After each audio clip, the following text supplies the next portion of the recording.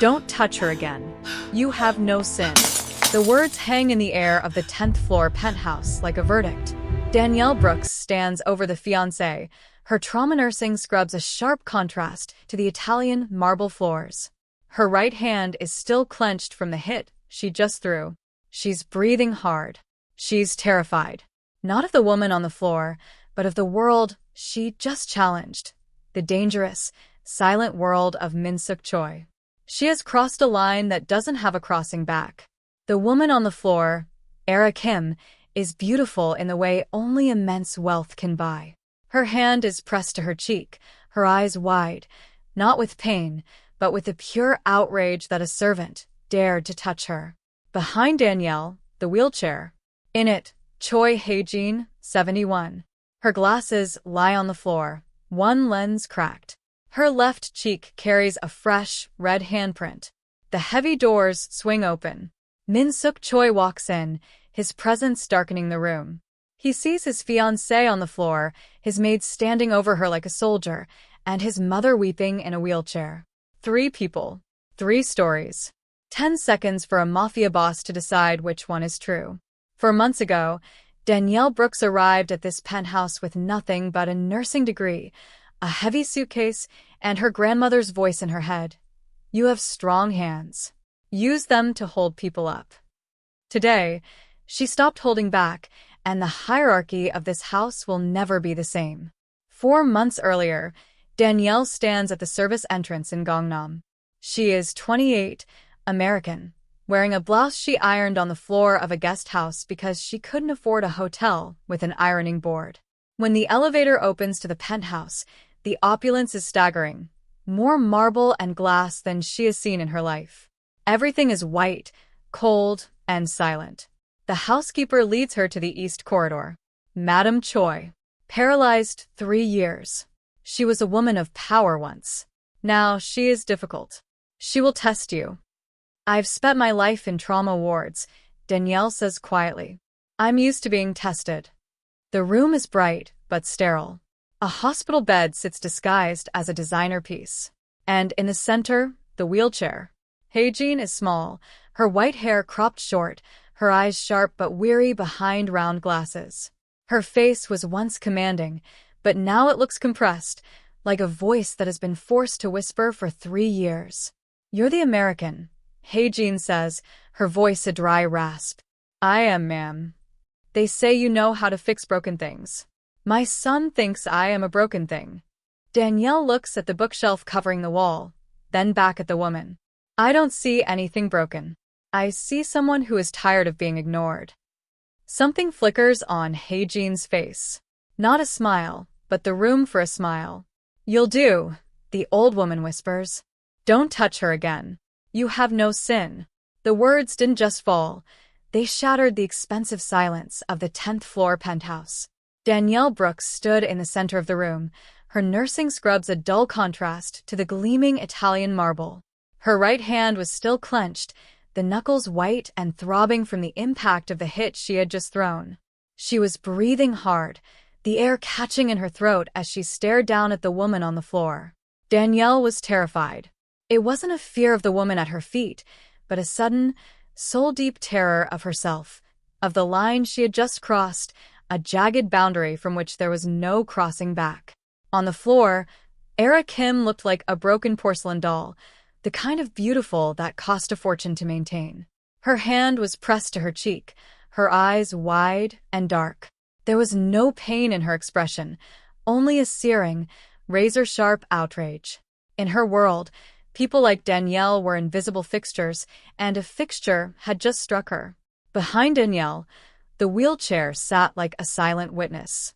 In it, Choi Hae-jin, 71 years old and fragile, looked smaller than she ever had. Her glasses lay on the marble floor, one lens webbed with a crack. Her left cheek was stained with a fresh, red handprint, a mark of the cruelty that had finally broken Danielle's professional restraint. Then, the heavy sound of the penthouse doors swinging open cut through the tension. Min-Seok Choi walked in, his suit sharp, his presence filling the room with the cold weight of a man who decided the fate of cities. He froze mid-step. He saw his fiancée on the floor, his mother's nurse standing over her with a fist still balled, and his mother sitting in the shadows with a bruised face. 3 people, 3 stories, and 10 seconds for a man who ruled by blood to decide which one was true. 4 months ago, Danielle had arrived at this service entrance with 1 suitcase, a trauma nursing license, and the memory of her grandmother saying, "You have strong hands. Use them to hold people up." Today, she had stopped holding back, and nothing in this house would ever be the same. 4 months earlier, Danielle Brooks stood at the service entrance of the Gangnam penthouse, her knuckles white as she gripped the handle of a single, battered suitcase. She was 28, a trauma nurse from America, wearing a navy blouse she had ironed on the floor of her guest house because there was no ironing board. In her pocket, she carried a work visa and the weight of her grandmother's final words, "You have strong hands. Use them to hold people up." The penthouse occupied the entire 43rd floor, a fortress of glass and ego. When the elevator doors slid open, Danielle was met with more marble than she had seen in her entire life. White floors that bled into floor-to-ceiling windows and a chandelier that looked like it had a name and a pedigree. The air was filtered, expensive, and utterly devoid of warmth. The housekeeper, Mrs. Park, was 58 and efficient, her face a mask of professional indifference. She didn't offer a welcome. She offered a warning. Madam Choi is difficult. Paralyzed 3 years. She was a woman of power once, a mind that shaped others. Now, she is a voice told to whisper. "I've spent 6 years in trauma wards," Danielle replied, her voice steady despite the opulence. "I know the difference between a difficult patient and a person who is simply tired of being invisible."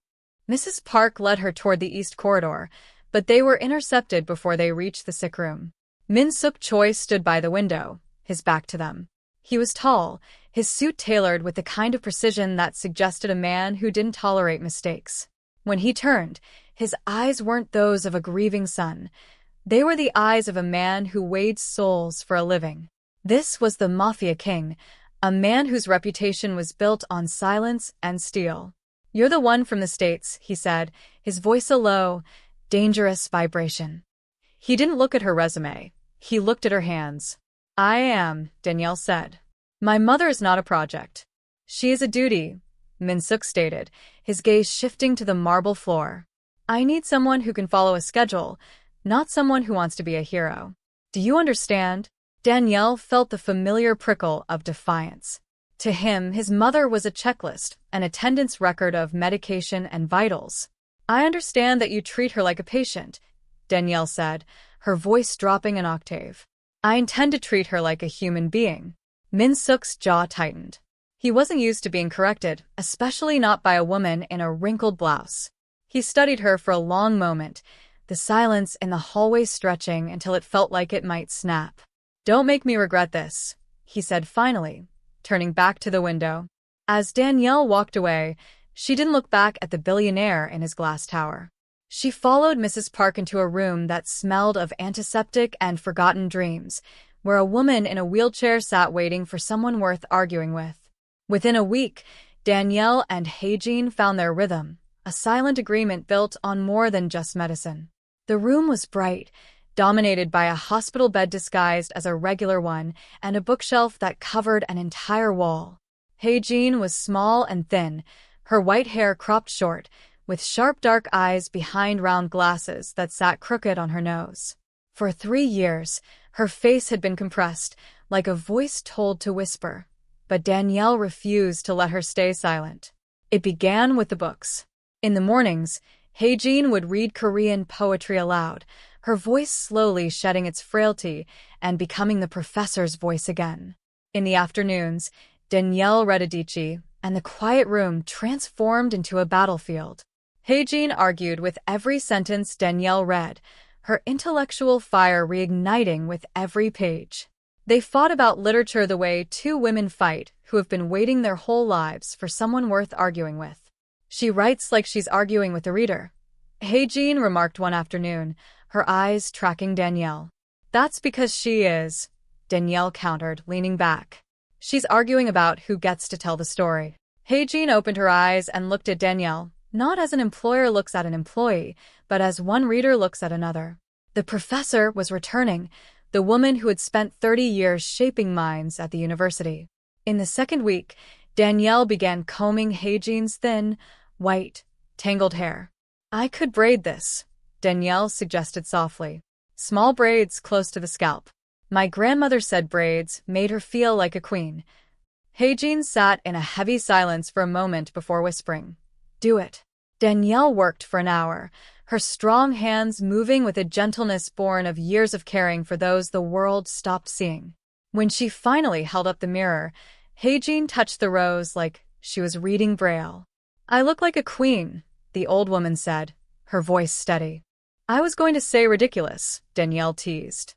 Hae-jin laughed, a full, real sound that filled the room like something that had been locked in a closet and finally broke the door down. It was the sound of a woman being rebuilt, piece by piece, through poetry, argument, and the simple dignity of a well-placed braid. From the hallway, the sound of footsteps paused as someone listened to the laughter, then walked away. The jollof rice started the following Tuesday. It was an act of quiet rebellion against the sterile, scentless air of the penthouse, a calculated intrusion of life into a space that felt more like a gallery than a home. Danielle waited until Chef Lim had finished his shift before she claimed the kitchen, laid out her onions, tomatoes, and peppers, and began the rhythmic dicing of Scotch bonnets. The smell hit the corridor first, sharp, alive, and unapologetic. When Danielle brought the steaming bowl into the bedroom, Hae-jin looked at the vibrant orange grains with a skeptic's eye. "What is this?" the old woman asked, her nose wrinkling.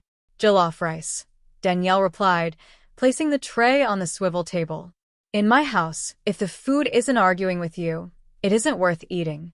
Hae-jin took a tentative bite. The spice was a shock to a palate used to the bland, polite food of a patient, but she didn't push the bowl away. She ate the entire portion, her first full meal in months. As she finished, she looked at Danielle with a newfound clarity and simply said, "Tuesdays. Every Tuesday from now on." From that day forward, Tuesday became jollof rice day. In the small space between an American woman cooking and a Korean professor eating, something was being built that had nothing to do with nutrition. The kitchen, once a place of silent duty, began to carry the lingering scent of spices that refused to be ignored. Even Min-Seok noticed the shift. He began to linger in the hallway on Tuesday evenings, the sharp, peppery steam reaching him before he could retreat into his office. He watched from the doorway as Danielle described the markets of her home, her hands moving in the air to map out a world he had never seen. He saw his mother leaning forward, her back straighter, her eyes locked on Danielle as they debated the merits of different spices with the same intensity they applied to poetry. "You're changing the air in here," he remarked one evening, stepping into the kitchen as Danielle cleaned up. "The air was too thin before," Danielle said, not looking up from the counter. "People can't breathe in a place that's only meant to be looked at." Min-Seok said nothing, but he didn't leave immediately. He stood by the marble counter, watching the steam rise from the empty pot, beginning to realize that the duty he had hired Danielle to perform was becoming the only real life his mother had left. Yoon-sera, known to the penthouse as the billionaire's fiancée, Ara Kim, arrived every day at 11:30 a.m., a vision of choreographed perfection. She was a lifestyle brand in human form, soul's-it girl, bringing flowers and smiles that seemed to have been practiced in a mirror until they landed exactly where they were supposed to. Danielle watched from the periphery as Ara posted photos with Hae-jin, captioned with sugary sentiments about her beautiful inspiration. But Danielle's grandmother had always said that when someone is too careful with their kindness, they are usually hiding the opposite. Real warmth is messy. It stumbles and laughs at the wrong time, but Ara's warmth was a performance with no missed cues. The cracks appeared on day 9. Danielle was returning with the afternoon tea when she found the door to Hae-jin's room slightly ajar. Inside, the airy, bright tone Ara used for the cameras had vanished, replaced by a low, cold whisper. "You know he'll put you in a home eventually," Ara said, her voice flat and devoid of the it-girl sparkle. "When the wedding is done, a nice facility. Clean. You'll have your books, but you won't have the view, the garden, or your son's visits, because I'll explain to him that the facility has better care. And he'll believe me. He always believes me. Danielle stood frozen in the hallway, her fingers turning white around the handles of the tea tray. She heard Hae-jin's voice, small and desperate, pleading for her not to do it. Ara's response was a chilling ultimatum. Then don't make me. She instructed the elderly woman to tell the new doctor that she had been confused and forgetting things, building a quiet, systematic case to have her declared incompetent. When Danielle finally walked in, smiling and acting normal, the transformation was instantaneous. Ara straightened, the practiced smile returning to her face like a mask being snapped back into place. But Danielle had heard the truth behind the choreography. She began to watch, not as a maid, but as a witness. On day 12, the performance turned physical. While helping Hae-jin change, Danielle found the first bruise on the inside of the woman's upper arm. It was purple, the unmistakable shape of 3 fingertips. Wheelchair arms didn't leave fingerprints, and Danielle, who had bathed her own grandmother for 16 years, knew the difference between a clumsy bump and a violent grab. When she questioned it, Hae-jin simply pulled away, her eyes locked on the floor, whispering that it was nothing. The professor was being silenced again, not by her paralysis, but by a fear that wore a designer dress and a perfect smile.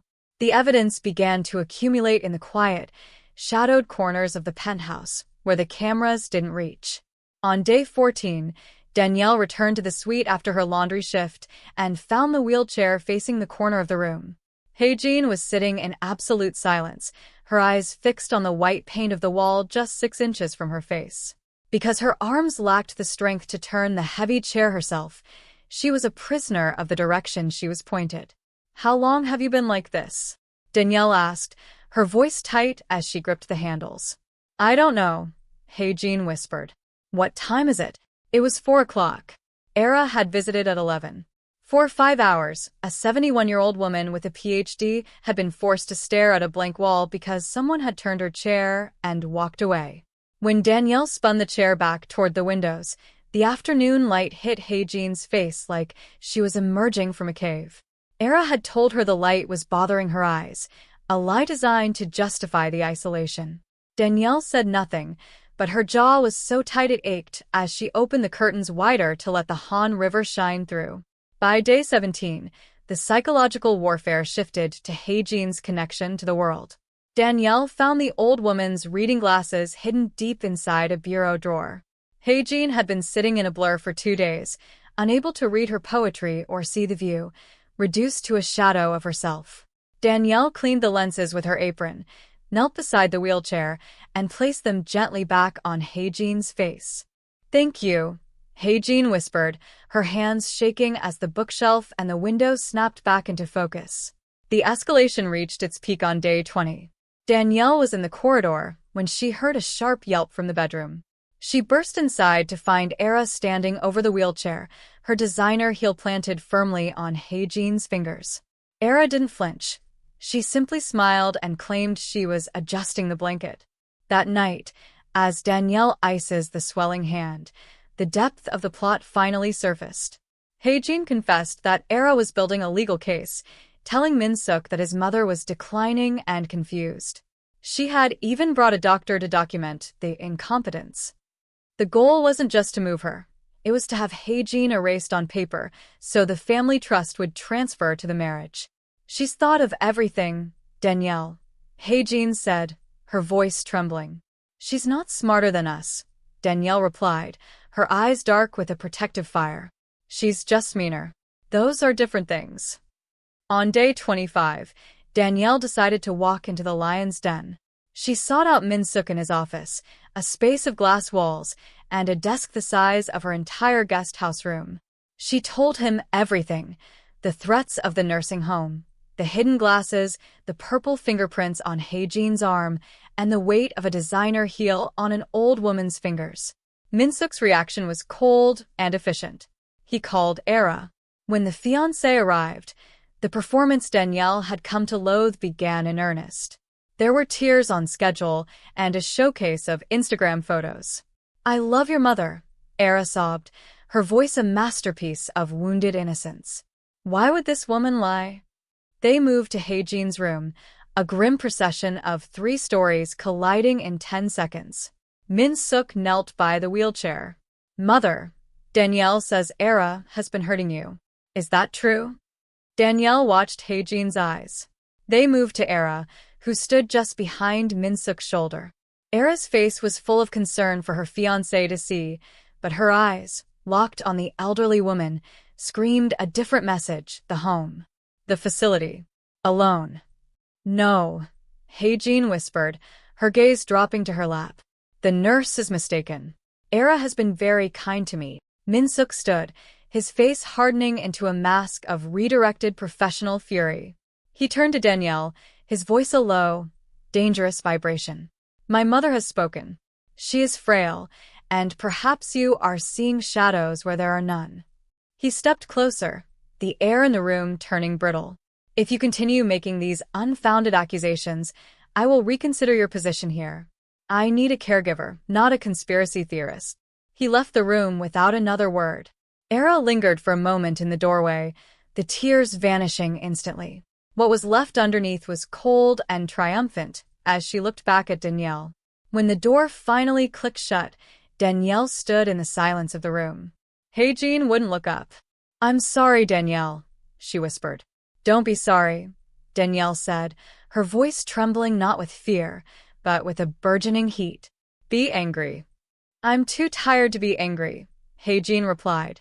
"Then I'll be angry for both of us," Danielle promised.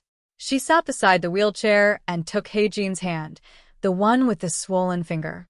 "Don't leave me alone with her," Haejin whispered, her grip suddenly tight, a drowning woman reaching for a life raft. "I'm not going anywhere," Danielle said. And for the first time, she wasn't just a nurse following a duty, she was a soldier digging into a trench. Month 4, Thursday, 4:07 p.m. The air in the penthouse had grown thin, brittle with a tension that finally snapped when Haejin found the professor's voice she had been reclaiming for weeks. "I will tell my son what you are," she said, her back straight in the wheelchair. Danielle had turned toward the light. "He's seeing me again. And when he sees me clearly, he'll see you clearly." Ara's reaction was not a scream or an argument. It was a cold, flat silence. Then came the sound, sharp skin on skin, an open hand hitting a 71-year-old woman's face hard enough to knock her glasses across the marble floor. Danielle opened the door to a triptych of horror. Frame 1. Ara standing over the wheelchair, her hand still raised, her face showing the terrifying blankness of a woman performing a mundane task. Frame 2. Haejin, her head turned from the impact, her left cheek a blossoming red, her eyes open and defiant even as her glasses lay cracked on the floor. Frame 3. The glasses themselves, the things Haejin needed to read, to see, to be the woman Danielle had worked so hard to rebuild. Something detonated inside Danielle. It wasn't just anger, it was a reflex. It was the same reflex that had made her lift her own grandmother every morning for 16 years, and the same instinct that had made her ice Haejin's swollen finger in the dark. It was the reflex of a woman built to stand between the vulnerable and a world that wanted to erase them. In 3 steps, Danielle crossed the room. Her right hand moved, an open palm, not a fist but a correction. It was the way women hit in a weary market when someone disrespects a mother. Her palm connected with Ara's face, with a crack that echoed off the floor-to-ceiling windows. Ara fell sideways, her hair fanning out across the marble, her hand going instinctively to her cheek. Danielle didn't retreat. She planted herself like a shield between the wheelchair and the woman on the floor. Her palm stung, and she knew in that heartbeat that her career was over, her visa was over, and her safety was gone. She didn't care. "Don't touch her again," Danielle rasped, her whole body shaking with a terror she refused to let turn into a retreat. Behind her, Haejin looked at Danielle's back with an expression of profound realization. For the first time in 3 years, someone had fought for her. 30 seconds passed in a vacuum of silence before the heavy doors swung open. Min-Seok Choi walked in and saw the wreckage of his perfect life. His fiancée on the floor in tears, his nurse standing like a soldier, and his mother with a handprint on her face. The decision he had 10 seconds to make was no longer about a story. It was about the truth Danielle had finally forced into the light. The room was a vacuum of silence until Ara spoke, the tears coming on a perfect practice schedule. "She hit me out of nowhere," she sobbed, her voice a masterpiece of wounded innocence. But the earthquake had already started. Hae-jin, her voice gaining the strength of the professor returning, finally spoke the truth that had been compressed for 3 years. She described the pinched arms, the stolen glasses, and the systematic campaign to have her erased on paper. Min-Seok looked at his fiancée, seeing the performance crack for the first time. "Get out," he said, his voice a low, dangerous vibration. That night, Min-Seok sat alone in his office, the screen of his private server glowing in the dark. He had installed cameras after the renovation, a secret even Ara didn't know. He watched 4 months of footage, 6 hours of a truth he had been too blind to see. He saw Ara hiding the glasses, her movements methodical and bored. He saw her turning his mother's wheelchair to face the white paint of the wall, leaving a 71-year-old woman in a 5-hour blur, while the Han River mocked her from behind. He heard the whispered threats, the audio clear enough to catch every jagged word. "He'll believe me. You'll die alone." He watched his mother shrink, visit by visit, whisper by whisper, a woman being made smaller in real time. Then he saw Danielle. He watched her braiding Hae-jin's hair, her fingers patient and gentle as the cornrows took shape. He saw her finding the hidden glasses, cleaning them with her apron, and kneeling to place them back on his mother's face with the reverence of a daughter. He saw the jollof rice, the steam rising, and the way his mother ate with a hunger that wasn't just for food. He watched Danielle sitting beside the wheelchair in the dark, not speaking, just being there so his mother wouldn't have to be alone with her fear. 2 women had occupied the same room for 4 months, one destroying, one rebuilding. He watched the footage of the slap blast. He saw Ara's hand fly, the glasses skid across the marble, and Danielle crossing the room with a reflex that ignored her own safety. He watched it 3 times. On the 3rd viewing, he noticed what he had missed in the chaos of the afternoon. After the hit, Danielle's whole body was shaking with terror. She was petrified, yet she didn't move. She planted herself between the victim and the aggressor, a shield of navy cotton and raw courage. Min-Seok closed the footage and opened the trust documents. He saw the psychiatric assessments and the pre-filled competency forms Ara had drafted, waiting only for a signature to erase his mother's life. His head of legal found one more thing, a filing from 3 years ago, 2 weeks before the car accident, an attempt by Ara's family firm to seize the trust. The accident hadn't been a tragedy, it had been a convenience. He realized then that he had hired a nurse to care for his mother's body, but it was the nurse who had saved her soul. The press conference was not just an announcement, it was a reclaiming of a life once compressed into silence. Hae-jin sat center stage in the penthouse, her back straight, wearing identical new glasses Danielle had found within a day. Behind her, the screens activated, broadcasting 12 minutes of footage from the private server. The hidden glasses, the turned wheelchair, and the moment Ara's heel crushed an old woman's fingers. The room exploded as the connection to the car accident and the fraudulent trust documents were laid bare, effectively purging Ara Kim from their lives forever. 3 weeks later, the penthouse had finally stopped feeling like a gallery and started feeling like a home. The morning light poured through the windows of the east corridor, where the wheelchair was positioned to face the garden, never to face a blank wall again. Danielle moved with the same steady, strong hands, braiding Hae-jin's hair into the familiar cornrows that had become a crown of dignity. Min-Seok walked into the room, no longer the cold Mafia king who treated his mother as a checklist, but a man who had finally learned to listen. He offered Danielle a formal position, full-time caregiver, a proper salary, and permanent visa sponsorship. "I have one condition," Danielle said, her voice clear and unwavering as she finished the last braid. "I answer to your mother, not to you." Min-Seok looked at the 2 women, one who had been silenced for 3 years and one who had refused to let her stay that way. He saw the way they argued over poetry, a fierce and intellectual debate that proved the professor was truly back. That seems to be how everything works in this house now, he replied with a small, weary smile. That evening, Tuesday, the smell of Scotch bonnets and tomatoes filled the corridor once more. Chef Lim had surrendered the kitchen without protest, a treaty signed in the shared language of the house. Min-Seok sat at the marble counter, watching Danielle stir the pot. The distance between them had changed. It was smaller now, narrowed by a choice to see the person behind the uniform.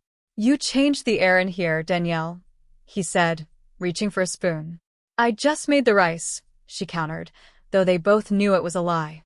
From down the hallway, the strong, commanding voice of a professor who heard everything carried into the kitchen. Hae-jin was reading aloud, the words of Korean poetry filling the space that had been silent for so long. Danielle stood by the stove, listening to the sound of a woman who was no longer afraid to be heard, knowing that her strong hands had finally found exactly what they were meant to hold up. The Tuesday night air in the penthouse was no longer thin. It was thick with the scent of Scotch bonnets and the low, steady rhythm of a house that had finally learned to breathe. Danielle stood at the marble counter, stirring the pot with a focused intensity, while Min-Seok sat on a stool nearby, watching the steam rise in orange plumes. "You hit a woman protected by the most dangerous name in Seoul," Min-Seok said, his voice quiet, almost wondering. "You knew who I was. You knew what I could do." Danielle didn't stop stirring. "I didn't see a mafia boss when I walked into that room, Min-Seok. I saw a woman who needed her glasses, and another woman who thought she could break them without a price." Min-Seok reached out, not for her hand, but for the wooden spoon. He took a small bite of the jollof rice directly from the pot, the heat of the peppers momentarily catching his breath. "My mother says you look at me like I'm a problem you're hoping you never have to solve." Danielle finally looked up, a small, weary smile tugging at the corners of her mouth. "Your mother is a professor. She's paid to be observant." She took the spoon back from him. "But you're not a problem anymore. You're just a man who finally decided to be a son." He stayed in the kitchen long after the rice was finished, helping her clear the marble that had once been a site of cold duty but was now a place of shared, spicy history. The Mafia king was gone, replaced by someone who realized that while money could buy a penthouse, it took a woman with strong hands to turn it into a home.